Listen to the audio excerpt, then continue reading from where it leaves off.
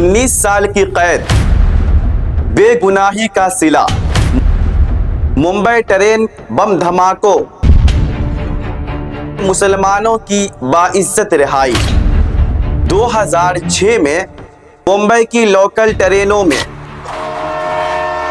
होने वाले बम धमाकों ने पूरे मुल्क को हिलाकर रख दिया। 200 अफराद जाँ बहक और सैकड़ों मजरूह और जख्मी हुए। पूरा मुल्क सोग में डूब गया।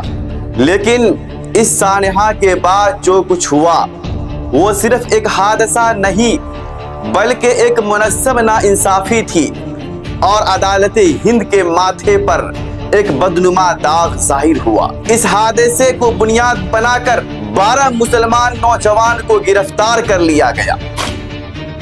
उन्हें दहशतगर्द गिरोह से मुत्तसिल करके उन्हें भी दहशतगर्द करार दे दिया गया। उन पर जुल्म तशद्दुद और मजालिम के पहाड़ तोड़ दिए गए और 19 साल तक अदालती कटहरे में उनके ईमान, उनकी जिंदगी और उनके खानदान का इम्तिहान लिया गया। आखिरकार 19 साल बाद महाराष्ट्र हाई कोर्ट ने 12 में से 9 अफराद को मुकम्मल तौर पर बाइज्जत बरी कर दिया। बाकी 3 अफराद की सजा में तखफीफ कर दी गई।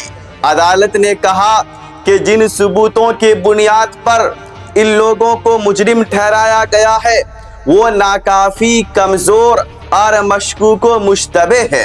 लेकिन ये रिहाई खुशी नहीं है बल्कि एक तड़प है, चुभन है। सोचिए 19 साल यानी किसी बच्चे की पैदाइश से जवानी तक का सफर, किसी माँ की जिंदगी का सबसे कीमती असासा और हिस्सा, किसी बाप की कमर तोड़ देने वाली आजमाइश और इम्तिहान, और खुद उन नौजवान के ख्वाबों, मुस्तकबिल और इज्जत की बर्बादी।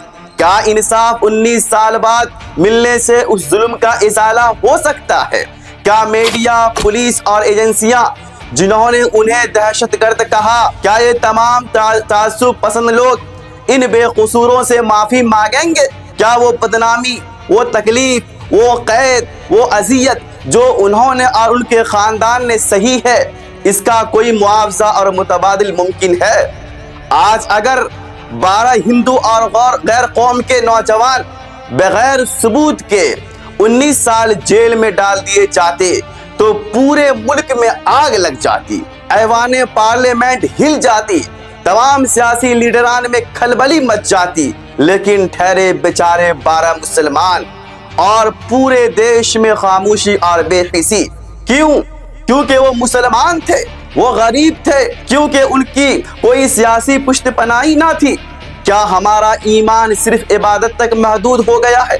क्या हमने जुल्म के खिलाफ आवाज बुलंद करना छोड़ दिया सलाखों के डर से, फांसी के खौफ से? ये रिहाई कोई जश्न नहीं है बल्कि एक आईना है जो हमें अपना असल चेहरा और मुसलमानों की औकात और हैसियत दिखाता है कि हम कितने कमजोर हो चुके हैं, हमारी आवाज कितनी दब चुकी है, हमारी तंजीमें, जमातें और क़यादत पता नहीं कहाँ मर चुकी है। हम मुसलमानाने हिंद से अपील करते हैं, दरख्वास्त करते हैं कि जुल्म के खिलाफ मुअस्सिर कानूनी और सियासी आवाज बनिए। मीडिया में अपनी बात पहुंचाने की ताकत पैदा कीजिए। सोशल मीडिया का दौर है, हर बेगुनाह कैदी की रिहाई के लिए मुत्तहिद होकर आवाज उठाइए। झूठे मुकद्दमात में बंद हजारों मुस्लिम नौजवानों की फाइलें दोबारा खुलवाइए।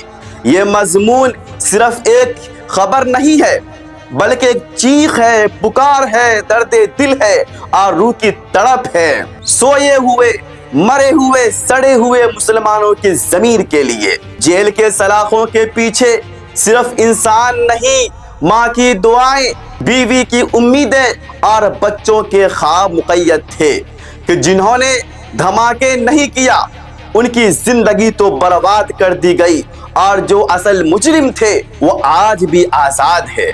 जिस मुल्क में नाम देखकर और मजहब देखकर, शक्ल देखकर, सूरत देखकर जुर्म तय हो, मुजरिम तय हो, वहाँ अदालतें भी जालिम के कुछ नहीं उखाड़ सकती, कुछ नहीं बिगाड़ सकती। तो ये रिहाई नहीं है بلکہ یہ قوم کی اور ایک کمیونٹی کی رسوائی ہے اور ذلت ہے۔